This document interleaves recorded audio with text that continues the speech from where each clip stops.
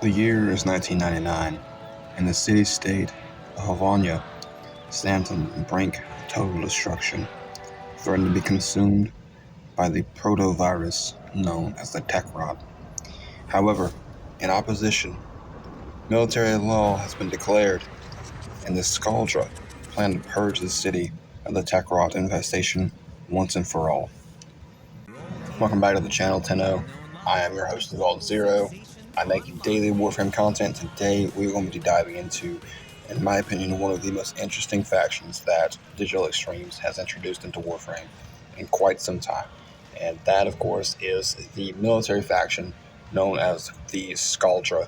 The Scaldra are most akin to, if you've ever played the game, The Division or Division 2, the Cleaners.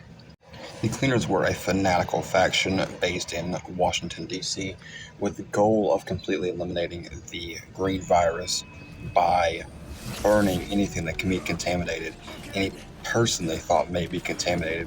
Similarly, the Scaldra aimed to eliminate Techrot in its entirety from Havana by any means necessary.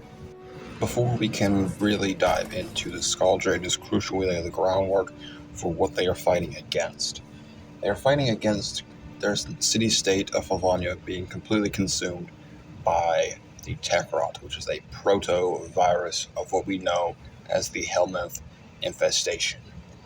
However, unlike the Helminth Infestation, which can cling on to pretty much any living being, the Techrot has a dependency on technology and is normally only capable of transmitting through wires and cables and circuitry.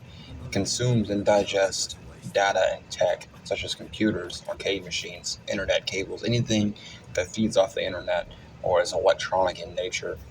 They can spit out entities of twisted wires and computer monitors that will then shamble forward and attempt to further spread the infestation. Truly a horrifying sight to behold.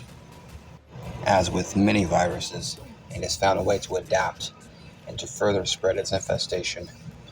It will employ the use of glowing, flower-like lures to draw in potential victims. In some cases, actual humanoid entities, also known as legocytes, can propagate through human hosts, as seen with the Hex and Eleanor specifically. Depending on how involved it is, instances of Techrot can even express limited human emotion. Despite the origins of the Techrot outright being unknown, we will soon see that the Helvania government almost certainly had a hand in its untimely release and subsequent consumption of the city-state. The Techrot, violently festering beneath the feet of the citizens of Helvania, was once referred to as Testudo, and apologies, I may absolutely butchering that word's pronunciation, but its most early and distinct symptom was the hardening patches of skin. The use of the Helminth infusions, these same patches, as we know through Ballas's design and admission through the Sacrifice quest line, would become armor for members of the Hex, as well as the Warframes in general. Intercepted emails between music agency Hitmaker Music and the director of the Helvanian government confirm that in the year 1997, the Helvanian government made contact with and was able to verify definitively the first samples of the Techrot virus. This was 2 years before what would be known as Plague Year in 1999, when the plague would run rampant. What is confirmed and intimately talked about in these emails is the fact that the Helvanian government, as well as the music industry, heavily experimented on Techrot in the 2 years, and most likely led to the unfortunate outbreak that consumed Helvania and led to the state of martial law that we find ourselves in now. Enter the esteemed Orokin scientist, Albert Entrati. He would travel back in time and offer his aids and services to the citizens suffering from the vicious plague rot. He became known as Dr. Entrati, or Dr. Friday to the ones who volunteered, and he offered more than a cure.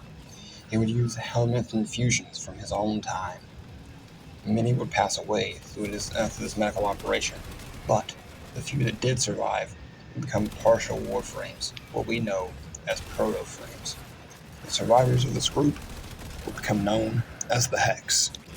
As we have discussed, in response to the rapid spread and contagion that is the Techrot, Helvania was left with no choice but to declare martial law, and the Scaldra deployed as military assets to enforce this quarantine.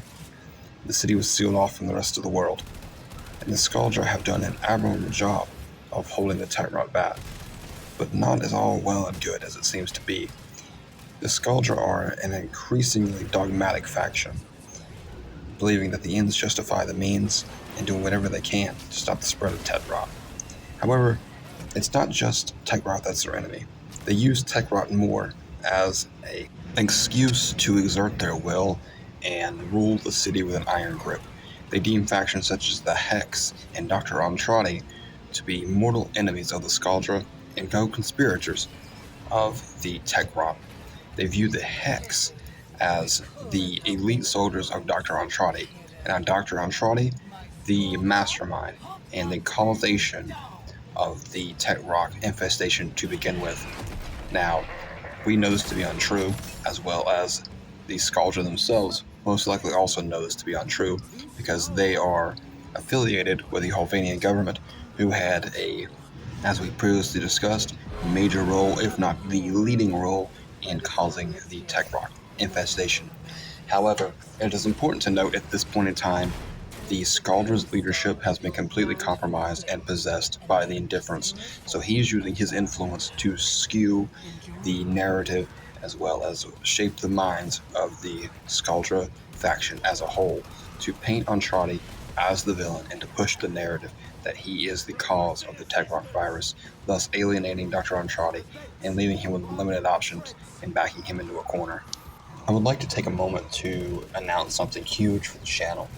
We actually have unlocked, for the first time, memberships, and I'd like to tell you guys a little bit about them.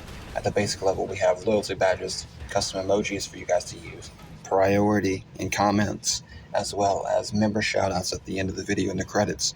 I appreciate you guys so much for watching. I appreciate you guys for everything that you've done for the channel. This tremendous growth, I never expected it, never thought I would make it this far. At the secondary level, which is Archimedian, we have early access to my videos. I will send you guys photos and status updates of the channel, what's going on behind the scenes, as well as custom shoutouts. You won't just be just a name on a credit screen. I'll give you guys a custom shoutout, as well as the highest level, which is Executor. In addition to all the other perks that you would get members-only videos, as well as member-only polls, so that you guys really get a good hand in picking out what content that you guys want to see and what content comes out next on the channel. Memberships start at $2.99 and go all the way up to $9.99, so I definitely encourage you guys to check that out. That would really mean a lot to me. But moving on, the leadership for the Scaldra. They are led by the ruthless Major Solka, as well as Lieutenant Victor. They lead their soldiers fearlessly into battle.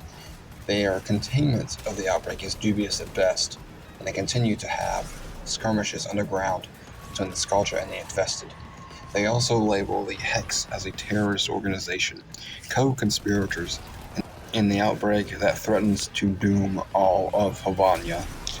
They can be seen aggressively mobilizing against the Techrot, arriving in TI-94 armored personal carriers, airdropped via plane. Despite this, their chemical agents have little success about the outbreak, whether this is due to the weaponry they're using or the hardy nature of the infestation. Who's to say? But the agent they're using is known as the Ferron, a bright green, highly corrosive chemical that is hazardous to all organic life. Every single weapon and piece of armor is laced with this stuff, guaranteeing that any visible Techrot or even proto-frame will be swiftly eliminated. Scaldra infantry is supported by autonomous drones and armored vehicles, including at least 2 iterations of advanced tanks, and some Scaldra units, like elite Stormfall paratroopers, are entrusted with access to powerful equipment based on their veterancy, such as the Thermian RPG rocket launcher.